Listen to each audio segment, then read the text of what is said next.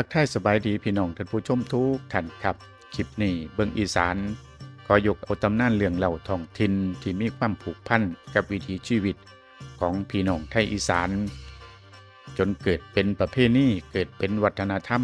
ที่ถือปฏิบัติสืบทอดกันต่อมาตั้งแต่ปู่พุ่นล่ะครับจนกระทั่งมาฮอดซุมื้อนี้เรื่องที่สิเว้าที่สิเล่าสู่พี่น้องท่านผู้ชมฟังอยู่นี่ก็คือเรื่องพญาคันคากซึ่งตำนานพญาคันคากจะเป็นเรื่องราวเกี่ยวกับฝนกับฟ้าที่บ่ตกต้องตามฤดูกาลจนเกิดการสู้รบระหว่างสัตว์โลกในภาคพื้นกับฝั่งพญาแถนผู้อยู่เทิงฟ้าเรื่องราวในตำนานกะมีหลายสำนวนนำกันครับบางกะว่าผู้นำทัพเป็นพระโพธิสัตว์เพิ่นได้มาเสวยชาติเป็นข้างคกหรือว่าขี่คันคากได้ออกไปขันอาสาสู่รบกับพญาแถนด้วยสาเหตุที่บ่ให้ฝนตกลงมายังโลกมนุษย์จนเกิดขอสัญญากันระหว่างแถนกับพญาคันคากว่าถ้าสิให้ฝนตกลงมาตามฤดูกาลเราม่วนมนุษย์โลกสิต้องจุดบั้งไฟบวงสรวงต่อพญาแถนข้อที่2เมื่อฝนตกลงมาดังใจมุ่งมา่ปรารถนาแล้วก็ให้ท้องทุ่งนานี่เต็มไปด้วยเสียงกบเสียงเขียดห้องเป็นการเฉลิมฉลองบ่งบอกถึงความดีอกดีใจข้อที่3เมื่อถึงฤดูเก็บเกี่ยวข้าวพญาคันคากต้องส่งเสียงวาวสนูให้เป็นสัญญาณบ่งบอกให้ฮู้ว่าข้าวน้ำอุดมสมบูรณ์ก็จนเกิดเป็นประเพณีบุญบั้งไฟที่เฮาเฮ็ดกันทุกปีนี่แหละครับส่วนเรื่องราวตำนานพญาคันคากที่สิเว้าสิเล่าสู่ท่านผู้ชมต่อไปนี้คือสำนวนที่ได้มาจากคัมภีร์ใบลานของวัดโจทย์หน้าหอมตำบลขี้กิ่งอำเภอราชสีสไลยจังหวัดศรีสะเกษเรื่องเล่าในสำนวนสิเป็นจังใดกะมาไปฟังเบิ่งนำกันครับในตำนานเพิ่นกล่าวไว้ว่าพระนางแก้วเทวีซึ่งเป็นมเหสีของพญาเอกราชเจ้าเมืองอินทปัตนครเพิ่นได้ประสูติโอรสองค์หนึ่งซึ่งมีผิวพรรณเหลืองอลามปานว่าทองคำพุ่นล่ะแต่ว่ามีผิวพรรณคือกันกับข้างคกคือเป็นหูดกระตูดกระตีดในมือที่พระกุมารถือกำเนิดเกิดขึ้นมากกะได้เกิดอัศจรรย์คือบนพื้นโลกกันมีฝนตกฟ้าห้องฟ้าผ่าเปรียงป่างลมพายุพัดต้นไม้ต้นไหลหักลมระเนระนาดเสียงดังสนั่นปั่นพื้นเล่ากับว่าโลกสิถล่มทลายซึ่งกะเป็นสัญลักษณ์ของผู้ที่มีบุญมาเกิดว่าซั่นพญาเอกราชก็ได้จัดหาหญิงสาวที่มีลักษณะดีมีฐันเต็งตึงกลมงามมาไว้ให้เป็นแม่เลี้ยงนางนมกับพระกุมารเมื่อพระกุมารเจริญวัยเติบใหญ่เป็นหนุ่มก็คิดอยากสิมีคู่ครองกับอยากได้ปราสาทเสาเดียวไว้เป็นที่ประทับรับนอนจังได้เข้าเฝ้าทูลขอกับผู้เป็นพระราชบิดาพระราชบิดาเห็นว่าโอรสของเจ้าของนี่มีรูปร่างอัปลักษณ์ผิดแปลกแตกต่างไปจากผู้คนทั่วไปคือสิบ่มีหญิงใดปรารถนาเอาเป็นคู่ครองก็จังได้บอกให้กับพระกุมารว่าให้เลิกลุ่มความคิดนั้นเสียโดยให้เหตุผลว่าพระกุมารนี่มีรูปร่างอัปลักษณ์ด้วยเหตุนี้ก็จังเฮ็ดให้พระกุมารเสียอกเสียพระทัยเป็นยิ่งนักต่อมาในกลางดึกของคืนหนึ่งพระกุมารก็ได้ตั้งจิตอธิษฐานขึ้นว่าถ้าตนเองเคยสั่งสมบุญบารมีมาก็ขอให้สิ่งที่ตนเองต้องการสำเร็จดังความปรารถนาในถอนด้วยแรงอธิษฐานก็เฮ็ดให้บรรทุกกำพลศิลาอาจหม่องประทับของพระอินทร์เกิดแข็งกระด้างขึ้นมาทันทีพระอินทร์จังได้ลงมาเนรมิตปราสาทเสาเดียวอันงดงามพร้อมด้วยข้าทาสบริวารเข้าของเครื่องใช้ซึ่งล้วนแล้วแต่เป็นของทิพย์ปานประหนึ่งว่าเป็นเมืองฟ้าเมืองสวรรค์จากนั้นก็ได้นำนางแก้วจากอุดรกุลุทวีปมามอบให้เป็นคู่ครองก่อนจากไปพระอินทร์ก็ได้เนรมิตพระกุมารให้เป็นชายหนุ่มรูปงามหายจากผิวพรรณกระตูดกระตีดคือจังข้างคกส่วนพญาเอกราชก็ได้เห็นสิ่งที่เกิดขึ้นเป็นประจักษ์หูว่าลูกของตนเองมีบุญญาบารมีก็จังได้ยกราชสมบัติบ้านเมืองให้ครอบครอง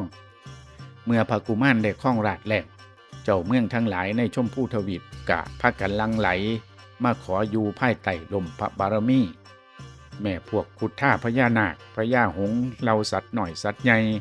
บ่ว่าสิเป็นสร้างมากเสือสิงกระทิ่งแหลกไปจนหอดกบเขียดอึ่งอ่างข้างคกเพิ่งต่อแตนหมดปวกพุละต่างกับพากันมาถวายโตเป็นบริวารจนหมดสิ้นจนเฮ็ดให้พญาแถนนี่บ่พอใจเป็นอย่างมากที่พญานาคไปสวามิภักดิ์ต่อมนุษย์พญาแถนก็จังบ่ยอมให้พญานาคขึ้นมาเล่นน้ำก็เป็นเหตุให้เกิดความแห้งแล้งฝนฟ้าบ่ตกมายังโลกมนุษย์เป็นเวลาหลายปีพืชพันธุ์ธัญญาหารเหี่ยวแห้งเฉาตายมนุษย์กับเหล่าสัตว์ก็พากันเดือดร้อนจังได้พากันไปกราบทูลให้พญาคันคากฮู้พญาคันคากเมื่อฮู้ข่าวจังสั่นก็ได้ลงไปยังเมืองบาดาลเพื่อถามเรื่องราวสิ่งที่มันเกิดขึ้นกับพญานาคพญานาคก็ได้เว้าสาเหตุให้ฟังเมื่อฮู้เหตุที่เฮ็ดให้ฝนแล้งแล้วพญาคันคากก็จังตัดสินใจที่สิยกทัพซึ่งประกอบไปด้วยมนุษย์แล้วก็เหล่าสัตว์ทั้งหลายที่อยู่ภายใต้บารมีของตนขึ้นไปทำสงครามกับพญาแถนโดยได้แต่งให้พญาปวกก่อจอมปลวกจากเมืองมนุษย์คอยก่อขึ้นไปเรื่อยๆจนว่าฮอดเมืองสวรรค์ให้พญาแม่งงอดแม่งเง่าเจ้าแห่งพิษจำแรงแปลงกายเข้าไปซ่อนเสียงลี่อยู่ในเสื้อผ้าของพญาแถนให้พญานาคีจำแรงเป็นขี้เข็บหน่อยไปหลี่ไปเสียงอยู่ในเกือกของพญาแถนเมื่อพญาคันคากให้สัญญาณก็ให้พากันกัดต่อยปล่อยพิษพญาคันคากกับพญาแถนได้ต่อสู้กันด้วยอิทธิฤทธิ์เวทมนต์ต่างๆพญาแถนเห็นว่าคือสิเอาชนะพญาคันคากด้วยฤทธิ์เดชบ่ได้ยังได้ท้าให้มาส้นสร้างกันในที่สุดพญาคันคากก็ชนะจังจับพญาแถนแล้วก็สั่งให้พญานาคมัดไว้พญาแถนจังขอย่อมแพ้และก็ขอมอบกายถวายเมืองพร้อมทั้งสัญญาว่าสิทรงน้ำทรงฝนมาให้ตามฤดูกาลดังเดิมแล้วก็ยังสิลงมาปลูกเขาพันธุ์เขาทิพย์เม็ดทอบักพร้าวให้อีกน้ำนับแต่นั้นเป็นต้นมาหอดย่ำลงหน้าก็มีฝนตกลงมาให้ความชุ่มชื้นแก่แผ่นดินเป็นประจำทุกปีต้นเขาต้นกล้าก็ถือกำเนิดเกิดเองด้วยมนต์สัญญาแห่งแถนเม็ดเขาแต่ละเม็ดก็ซ้ำบักพร้าวพญาคันคากก็ได้ปกครองบ้านปกครองเมืองด้วยหลักทศพิธราชธรรม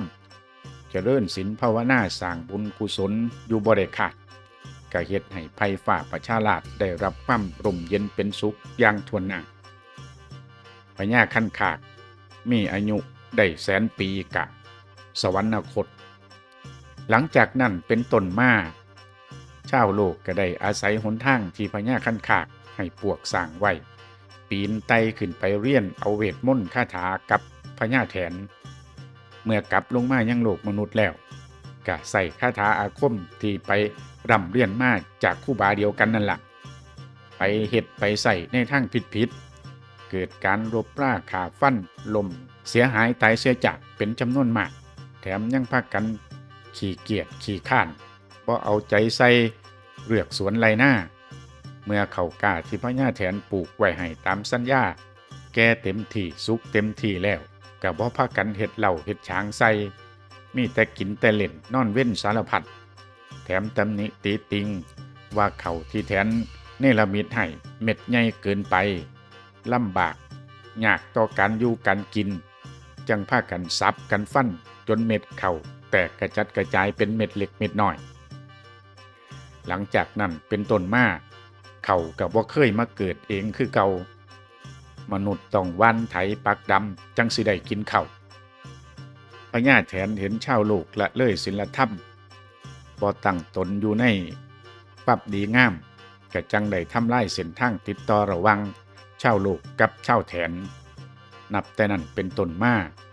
โลกมนุษย์ก็จังบ่สามารถที่สิเดินทางไปหาพญาแถนได้อีกต่อไปครับนี่คือเรื่องเล่าตำนานพญาคันคากได้นำมาเว้ามาเล่าสู่พี่สู่น้องฟังแล้วกะสิได้อำลาพาจากครับไว้พบพอกันคลิปใหม่คลิปหน้าโ โชคดีมีสุขทุกท่านครับ